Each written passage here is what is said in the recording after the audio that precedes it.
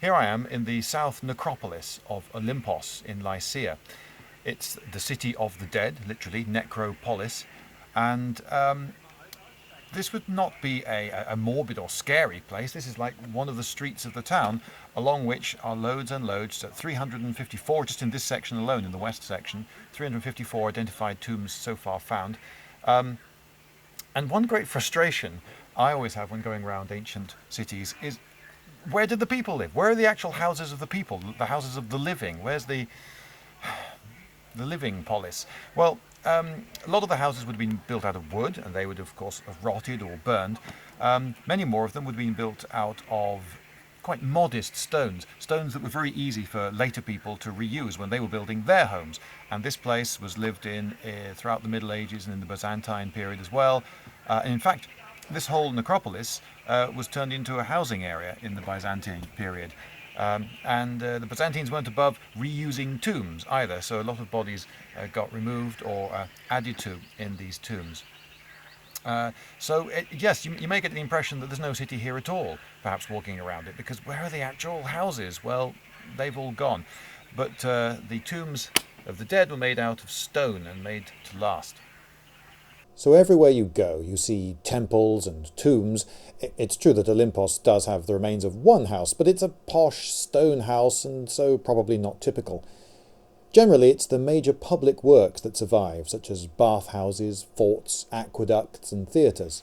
Theatres, for I think fairly obvious reasons, tend to survive very well. But this one, in Olympos, is, I believe, what modern estate agents would call in need of some attention.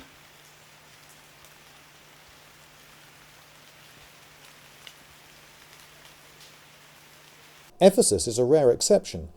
Here an entire city block of houses has been preserved, but again these are uncommonly well-built, expensive houses with mosaic floors and walls covered in paintings and huge thin slices of marble, so we're not seeing the homes of the common masses.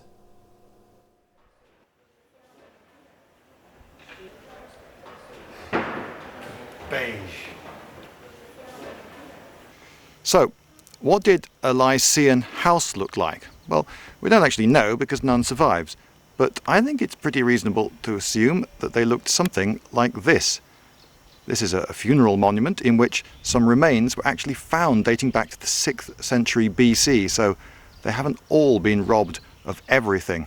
You can see at the top there, it definitely looks like a wooden house with beams and little windows above the doors. You can see more little telltale woodworkers details here. You can see there's a little, there we go, there's a little line just there where this would have been in a wooden house, an upright piece of timber, and here this lintel here would have been a horizontal, and they've even bothered to just suggest a crack between the two bits of timber, which of course doesn't exist here at all because it's all stone.